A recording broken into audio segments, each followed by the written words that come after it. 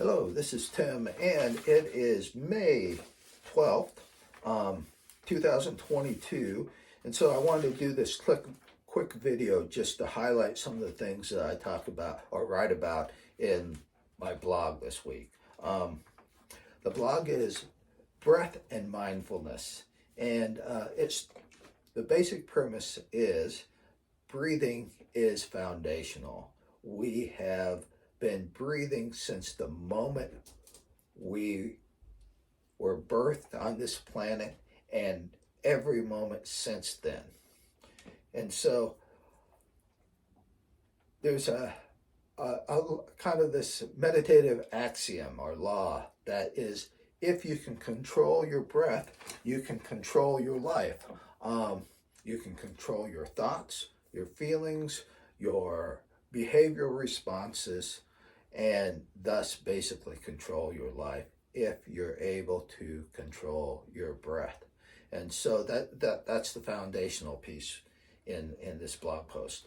The second thing is that I want to bring out and kind of point out, in psychology it's well known that we cannot, at a subconscious level, we cannot or have very difficult times of determining what is real and what is imagined. And that works in two ways, both well and both in troublesome here. And it's used every day. We use it every day. And if we are subjected to advertisement and marketing, a lot of the advertisement and marketing works on the principle of it's difficult to determine what is real, what is imagined, and so they work that a lot in advertising and marketing. And so they'll present an idea, imagine this, imagine how your life will be, and we're going to get you there, kind of thing. And so they use that as, they're selling to your dreams, and which is imagination, and what they may provide is something completely different. So that's part of that. That's neither to say that advertising is good or bad. It's just this phenomena that advertising has learned to kind of capitalize on the difficulty of determining what is real and what is imagined. A little bit more about that is we kind of have three levels of consciousness in a simplistic manner. We have this level which we call the subconscious, where we are really can process a lot of information and a lot of things, but most of the time it stays below our ego awareness of what's happening now, what do I have to pay attention to. And then in the middle part, we also have what basically is the interpretive level or lens level of how we orient all this information, determine what do we need to pay attention to up here. And a lot of this interpretive level is really based on our experiences, and what we all filter things. You can look at it as a filter or a lens. We all filter things based on our experience, and that's how we kind of orient our reality that we pay attention to. And so that's it. It is just what it is. And when we get up here into our head is where we really kind of, at least, sort of think of, here's what is reality. We engage our frontal lobe, our neocortex and stuff, and say, oh, this is reality. This is what time it is. This is what day it is. And that's, ultimately useful for us navigating day-to-day life and stuff. So that's sort of the subconscious, the interpretive level of how we make sense and meaning, and then what we really have to pay attention to from day to day. But this middle layer, this interpretive layer, is really important when we come into knots, trauma, and things like that. Trying to figure out some of that stuff. And then lastly, this it's basically a meditative technique called Vipassana meditation, and I stumbled into that back when I was a teenager and stuff, and it's been immensely helpful to me over the past 50 years or so, and I use it every day. It always brings me more insight and go, wow, I had no idea what's going on. So basically, there's two modes. There's the breath mode, which is essentially learning how to concentrate it's called single-mindedness or one-pointedness, is where you're able to concentrate on just one thing. And where traditionally it starts at is the easy thing is breathing. And so the technique to develop concentration is just focusing on your breath, becoming aware of your breath, becoming aware of different patterns of your breath, the flow of your breath. There's things like box breathing or infinity breathing, all kinds of stuff. There's a huge school called pranayama yoga, which is nothing but breath kind of work. I wasn't trained in any of that. I've read some text and stuff and found it hugely fascinating. So dive in there, but if you like. But basically, the first mode is just paying attention to your breath, watching your breath, noticing the subtle changes in flow, the patterns, and stuff like that. Learning to control your breath is a way to just override some of your responses to stress or trauma and things like that, or being startled. If you can go, oh, geez, and then go, oh, wait a minute, I got to breathe. I got to engage and kind of get myself figuring out, is this real or imagined? So if a bear is coming at you out of the woods, is it really a bear, or is it just my imagination that a bear is coming out of the woods? So that's where breathing really helps to understand the breathing process. Also able to establish your capacity to concentrate. And so the second mode is the insight mode. And once you're able to focus on whatever you choose to focus on, you focus on that, you can just focus on that. Then you also need to develop the second mode, which is a very calm, non-judgmental, non-judgmental, and non-attached witnessing state.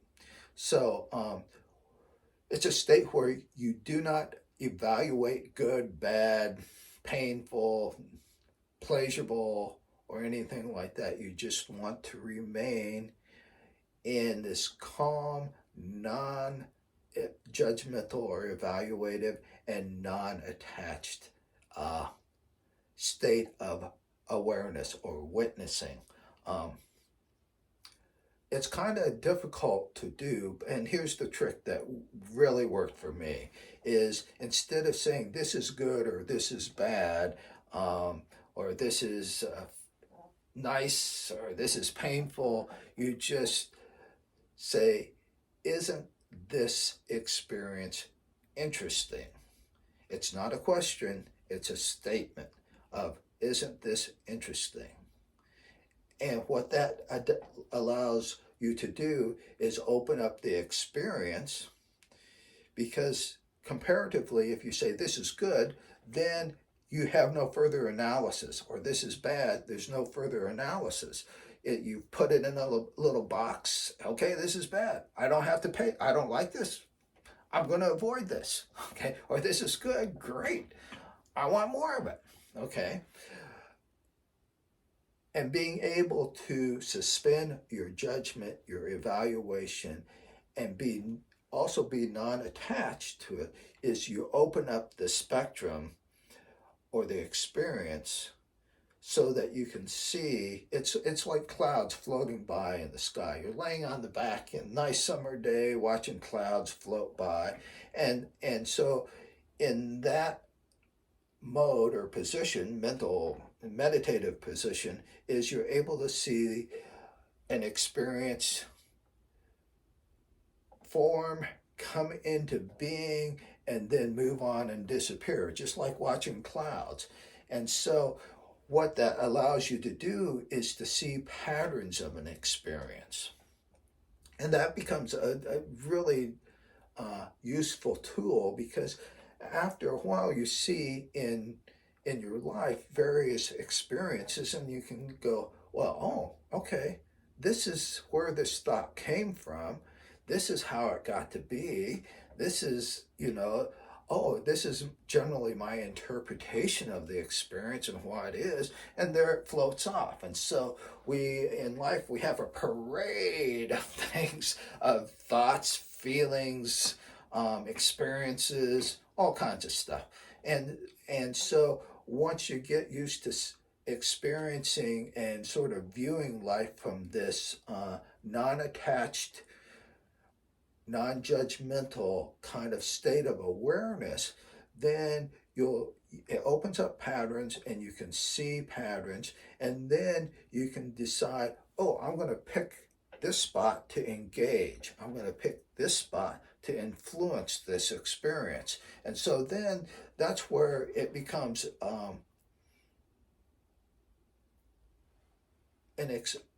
that allows you some choice, instead of merely reacting to life all the time and going, oh my gosh, this is out of control or whatever. You can learn to go, oh, this is very similar to this, all these other experiences I've had, and I'm kind of sick and tired of all these experiences like this where I end up being whatever, the victim or whatever. Wait a minute, I can start to pick and choose. I can choose to respond or not respond. I can choose to do some other behavior, choose to have some other feeling, choose to have some other thought. And by that, more aware, you have more conscious engagement, more conscious intention of where and what you want your participation and your experience in life to be. And ultimately, that's why I think this Vipassana meditation, it's relatively easy. With the hard part is remembering to do it, especially when you're getting sucked into the chaos or the storm or the crisis. You want to, oh my gosh. But in crisis work, whether you're a firefighter or whatever, it's like the first thing you do is, oh, here's the fire. Let's take a quick look at what's really happening, and let's decide where is the best place to start putting the water on, kind of thing. So it's really a very similar kind of thing. Yes, you need some skills, and you need some experience watching experiences, seeing how experiences, thoughts, feelings, behaviors, how they emerge, how they manifest, and where they go. But after that, you can start to really pick and choose where you end up being, or what you actually, how you are in each experience, and that gives you then a lot of freedom, of sovereignty, of how you choose to be and how you choose to interact and experience this world. So we're almost at the 15-minute mark. I was hoping it would be about half this time, but there it is. So that's it. Thank you for watching, and take a look and a quick read through it. And then this next time, we're going to do a little detour, which is going to be, I think, kind of fun. And it's a detour that goes kind of hand in hand with this breathing and mindfulness. So great. Thank you. Bye.